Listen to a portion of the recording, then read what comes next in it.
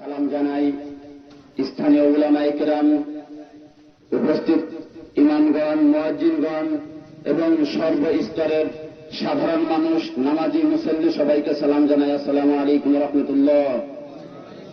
সম্মানিত উপস্থিতি, আপনারা জানেন প্রায় 106 থেকে 8 বছর যাবৎ ইহুদিরা, ইসরায়েলরা মুসলমানদের উপর চড়াও হয়ে অবিচারে নির্বিচারে সন্ত্রাসের মতো হামলা করে ঘরে ঢুকে মহিলাদের ইজ্জত লুণ্ঠন করেছে, ছোট ছোট ছোট বাচ্চাদেরকে হত্যা করেছে, গর্ভবতী মায়ের পেট ফেড়ে তারা দেখেছে এটার মধ্যে ছেলে আছে নাকি মেয়ে আছে।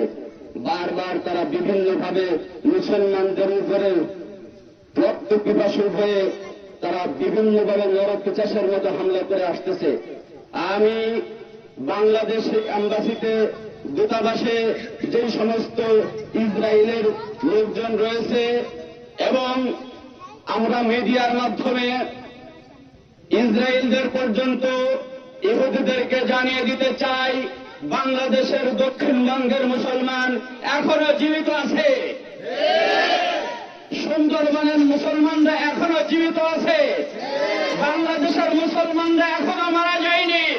প্রয়োজন হলে 2025 সালে 2030 সাল পর্যন্ত আবারও পাথর সংগঠিত হবে, বাংলাদেশের মুসলমান আবারও আহুত কায়েম করবে, বাংলাদেশের মুসলমান আবারও খালিদ বিন ওয়ালিদের ভূমিকায় অবতীর্ণ হবে, বাংলাদেশের মুসলমান আবারও ওমরের ভূমিকায় অবতীর্ণ হবে, বাংলাদেশের মুসলমান আবারও মোহাম্মদ বিন কাসেমের ভূমিকায় অবতীর্ণ হবে। আমরা জানিয়ে দিতে চাই, মুসলমান ভীরু জাতি নয়, মুসলমানদের সাহসী জাতি। তোমরা এখনো যদি মুসলমানদেরকে নির্যাতন করা ক্ষান্ত না দাও, ক্ষান্ত না হও, তাহলে বাংলাদেশের মুসলমান বিভিন্নভাবে ইতিহাস তৈরি করেছে। বাংলাদেশের মুসলমান পিছু হটতে জানে না। বিশ্বের বিভিন্ন মুসলিম দেশগুলো তারা চাদর মুড়ি দিয়ে বসে আছে, রুমাল মুড়ি দিয়ে বসে আছে, কিন্তু বাংলাদেশের মুসলমান রুমাল মুড়ি দিয়ে থাকা মুসলমান নয়। তোমরা যদি এখনো শান্ত না হও, তোমরা যদি এখনো এটার সমাপ্তি না ঘটাও, তাহলে জাতিসংঘ শুনে রাখো, তুমি জাতিসংঘ তোমারও অস্তিত্ব দুনিয়ার মধ্যে থাকবে না, ঠিক কিনা? বাংলাদেশের মুসলমানকে আর তোমরা খেপিয়ে তোলো না।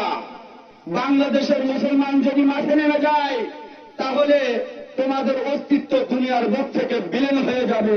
ইতিহাস খুঁজে দেখো, 313 জন নিয়ে মুসলমানরা বদরের যুদ্ধে 1000 সৈন্যের বিরুদ্ধে যুদ্ধ করে বিজয় লাভ করেছিল।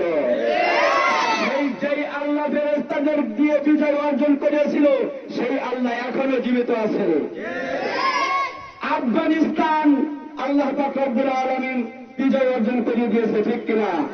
আফগানিস্তান যদি বিজয় অর্জন করতে পারে সামান্য কয়েকজন মাদ্রাসা ছাত্র দিয়ে, তাহলে বাংলাদেশের 22 কোটি মুসলমান যদি নেমে যায়, তাহলে ভেবে দেখো তোমাদের পরিণতিটা কি হবে। সর্বশেষ আমাদের এখান থেকে তাদের কাছে যাওয়া আমাদের পক্ষে সম্ভব না। আমার মনে হয় যদি বাংলাদেশের অন্তর্বর্তীকালীন সরকার সেই সহযোগিতা করে, সেখানে যাওয়ার ব্যবস্থা করে, তাহলে বাংলাদেশ থেকে শত শত হাজার হাজার নয়, লক্ষ লক্ষ মুসলমান সেখানে যুদ্ধে অবতীর্ণ হবে, ঠিক কিনা?